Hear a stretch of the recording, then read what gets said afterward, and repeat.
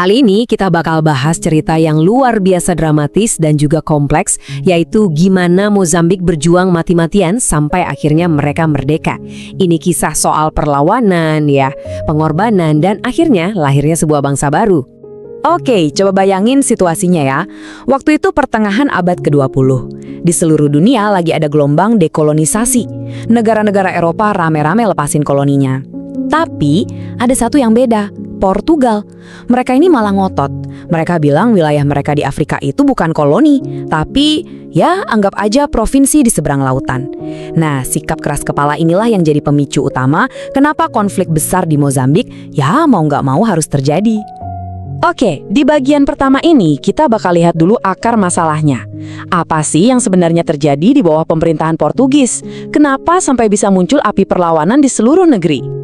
Coba deh kita bayangin jadi mereka saat itu. Tanah tempat tinggal kamu tiba-tiba dirampas. Kamu dipaksa kerja, tapi upahnya nggak layak. Mau ngomong soal politik atau ekonomi, lupakan. Suara kamu nggak bakal didengar sama sekali. Dan yang lebih parah lagi, budaya dan identitas kamu sebagai orang lokal itu sengaja banget ditekan. Jadi, ini bukan cuma soal kebijakan yang nggak adil ya, tapi ini tuh sebuah sistem penindasan yang rapi dan terstruktur.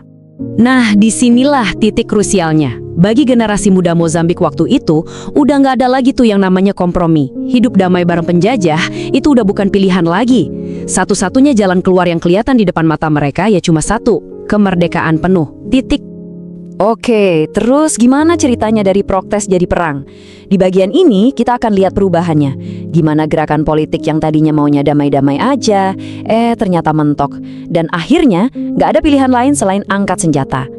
Prosesnya nih nggak langsung meledak itu aja, tapi bertahap. Awal tahun 60-an, gerakan-gerakan nasionalis mulai menyatu, makin kuat. Mereka coba dulu cara baik-baik, minta perubahan, tapi apa hasilnya? Portugal cuek aja, semua tuntutan diabaikan. Sampai akhirnya di ujung dekade itu, ya udah, nggak ada jalan lain lagi, senjata harus diangkat. Ini sebuah perkembangan yang, ya sebenarnya logis, tapi sekaligus tragis banget. Nah, ini nih salah satu aspek yang paling penting dari perang ini. Perlawanan itu pusatnya bukan di kota-kota besar, tapi justru di pedesaan. Kenapa? Karena komunitas desa inilah yang jadi tulang punggungnya. Mereka yang kasih logistik, kasih info intelijen, jadi tempat sembunyi para pejuang, pokoknya segalanya deh. Tapi, ya ada harganya. Justru karena dukungan inilah mereka jadi target utama militer kolonial. Brutal banget. Nah, sekarang kita lihat sisi lain yang bikin konflik ini unik banget. Perangnya itu ternyata nggak cuma terjadi di Mozambik loh, tapi juga terjadi di dalam Portugal sendiri, di ranah politik dan sosial mereka. Jadi bisa dibilang ini perangnya di dua front ya. Di satu sisi, di Mozambik, perang gerilya makin menjadi-jadi. Di sisi lain, di Portugal, perang ini mulai bikin kantong negara kempes. Ekonomi anjlok, rakyatnya sendiri mulai nggak puas sama pemerintah. Jadi kemenangan gerakan kemerdekaan itu bukan cuma karena jago perang di lapangan, tapi juga karena tekanan dari dalam Portugal sendiri yang pelan-pelan tapi pasti ngeruntuhin rezim kolonial dari dalam. Oke, kita sampai di babak akhir cerita ini. Kemenangan akhirnya diraih. Tapi perjuangan ternyata belum selesai. Kita akan lihat gimana setelah euforia kemerdekaan muncul tantangan-tantangan baru yang gak kalah berat. Tahun 1975. Coba kita resapi dulu tahun ini. Inilah tahun kemenangan itu. Kemenangan yang didapat dengan darah dan air mata. Ini adalah fajar baru bagi sebuah bangsa. Momen di mana euforia dan harapan meluap-luap untuk seluruh rakyat Mozambik. Tapi, begitu gegap gempita kemenangan meledak, muncullah satu pertanyaan besar.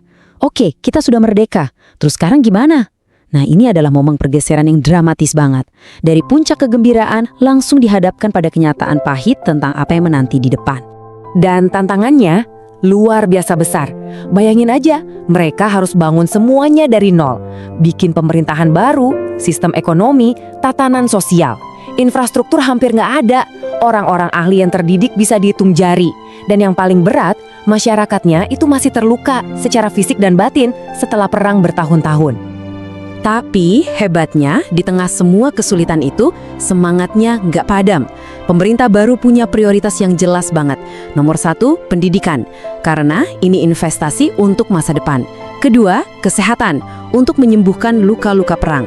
Dan ketiga, pembangunan sosial untuk menciptakan masyarakat yang lebih adil dan setara. Ini adalah semangat untuk bangkit kembali. Jadi, kesimpulannya, perjuangan kemerdekaan berhasil dimenangkan. Tapi, ironisnya, kemenangan ini justru jadi pintu masuk ke babak baru yang gak kalah suram. Perang saudara yang panjang. Nah, ini yang jadi pertanyaan besarnya. Kok bisa? Gimana ceritanya sebuah gerakan pembebasan yang tadinya begitu solid dan bersatu, malah akhirnya pecah dan saling serang? Pertanyaan ini kompleks banget, dan mungkin bisa jadi bahan renungan buat kita semua.